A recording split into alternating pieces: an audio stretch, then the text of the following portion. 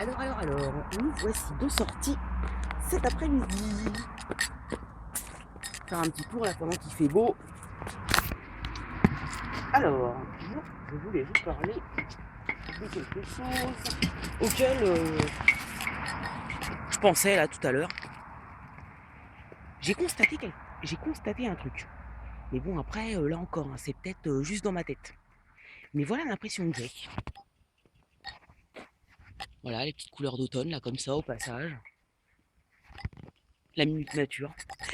Euh, Comme si, après un cramage, quand je parle de cramage, c'est au sens figuré, après avoir fait quelque chose de compromettant, enfin de compromettant, disons,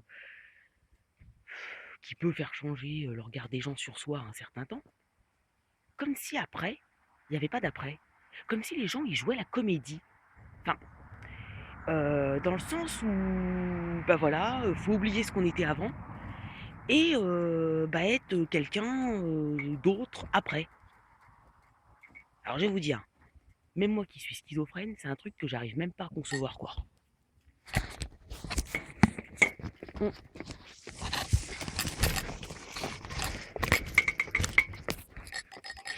Tout simplement parce que je vois pas comment c'est possible de cacher quelque chose. Bon, moi par exemple, j'ai plusieurs personnalités, mais même si je voulais par exemple essayer de me contenir ou essayer d'avoir telle présentation parce que je vois telle personne et tout, mais je prendrais même pas le risque d'essayer parce que de toute façon, ce serait voué à l'échec. Je me trahirais automatiquement. Donc voilà. Je pense que c'est quelque chose que je pense pas. Et alors là, je vais vous dire quelque chose.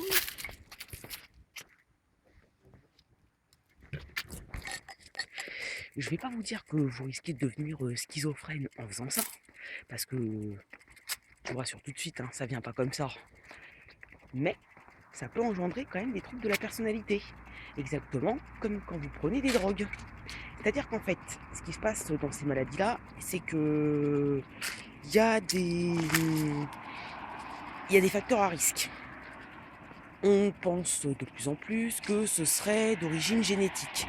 Disons que vous ne naissez pas avec une maladie psychiatrique à proprement parler, mais il y a des facteurs déclenchants.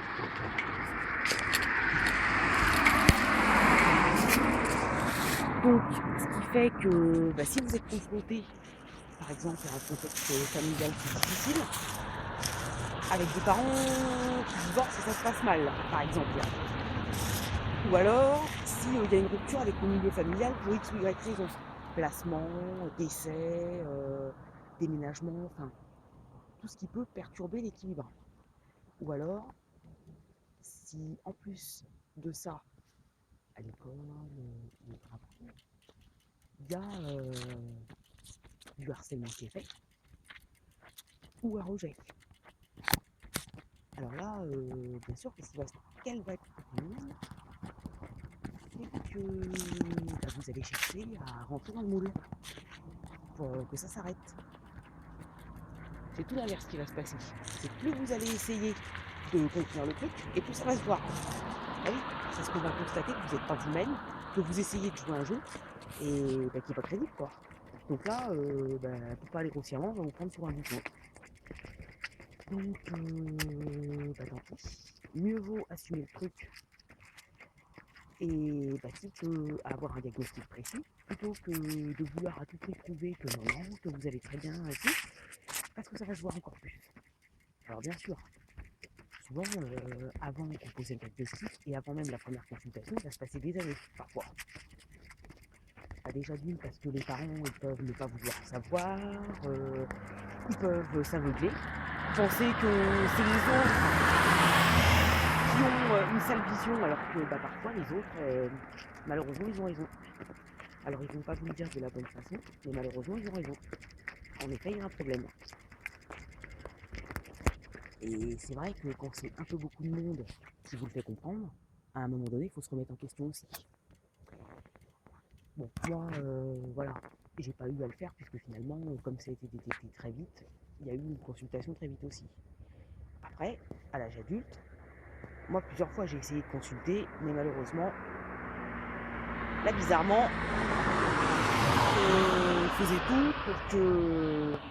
Parce que justement, on devait savoir qu'il y avait déjà eu un suivi, on savait pertinemment qu'il y avait un trouble, et là, bizarrement, ça a posé problème. Donc moi, finalement, justement, autant on reconnaissait le truc facilement quand j'étais plus jeune, autant après, dans le milieu professionnel, pour admettre qu'effectivement, parce que si vous voulez, oui, bien sûr, on disait il y a un déséquilibre, un truc comme ça. Moi, qu'est-ce que j'ai fait? Bah, j'ai dit écoutez, il n'y a pas de problème, vous me payez une visite chez un expert qui va diagnostiquer.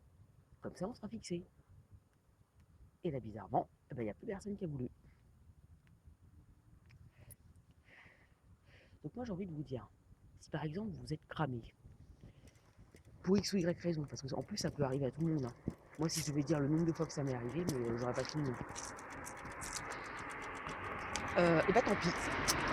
Comme disait ma soeur quand elle était petite, il faut avouer les choses.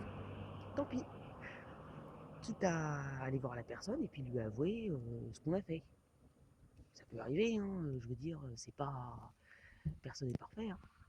Mais n'essayez surtout pas de jouer une comédie, parce que si ça vous rend pas schizophrène, ça va vous provoquer quand même des troubles de la personnalité. Vous allez plus savoir où vous en êtes.